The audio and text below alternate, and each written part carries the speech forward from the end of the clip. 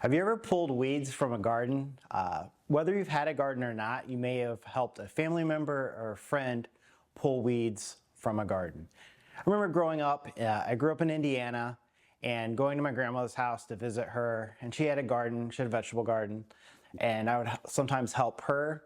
And then my mom also had a garden growing up. She had also a vegetable garden, and I helped them both a little bit. They would claim not a lot, but I did help them some. And in helping them in their garden, we'd, of course, one of the tasks is pulling weeds from the garden. And they would often say, you can't just pull the weed up from the top. You can't just break it. You have to pull the whole weed out. You got to get it by the roots. If you don't, that weed will just come back. And maybe you, like I said, have done some gardening yourself or helped someone else, and you know that to be true as well. If you want to remove the weed from the garden, you got to get it up by the roots.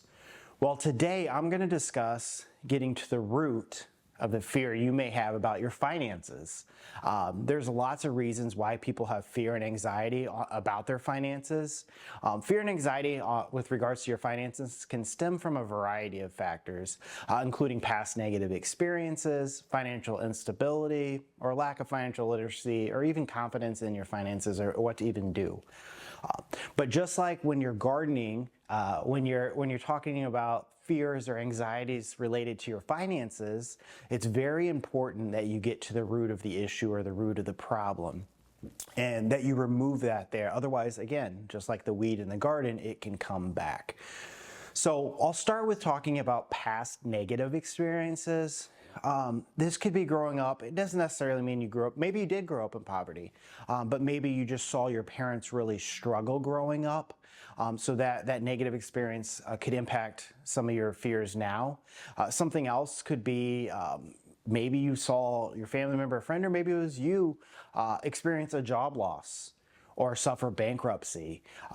These are all things, or maybe just struggle with the payments, making their monthly payments. And all of these different past negative experiences could impact and cause you to have some financial fear or anxiety. Something else is financial instability. So maybe you have very high debt now, or expenses now, and you're really struggling about just making your month-to-month payments. So that's the financial instability now. Maybe you have a fear of losing a job coming up. So these are kind of your current situations where you're really worried about, what if this happens? What if that happens? And then the other thing I was going to say earlier that I talked about is financial literacy or competence or confidence in your financial situation. So for some people, it's really more about they lack the confidence as far as understanding what they should be doing or shouldn't be doing, or wondering if they're doing the right thing.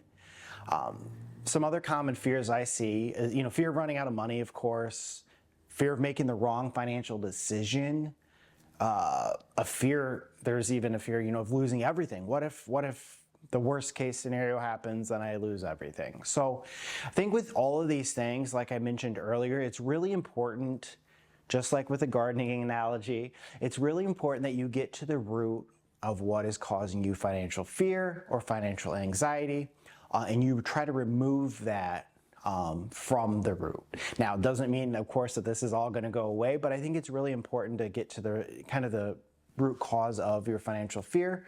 And it can help just to talk with someone else, and really talk through your plan, to meet with someone. At Centennial Wealth Advisory, when we meet with prospective clients, we get to know them. It's not just about managing their money, it's about getting to know them as a person. What do they like and dislike? What are their thoughts towards money? How do they feel about the future? How do they feel about their current situation? And I think by walking through all of these different things, it can really help you as you plan for your future. If you would like to have a conversation like that with one of our financial advisors, including myself here at Centennial Wealth Advisory, please feel free to log onto our website, cen-wealth.com. Call any of one of our 5 offices in Northern Michigan. We'd be happy to sit down with you to help you plan to retire well.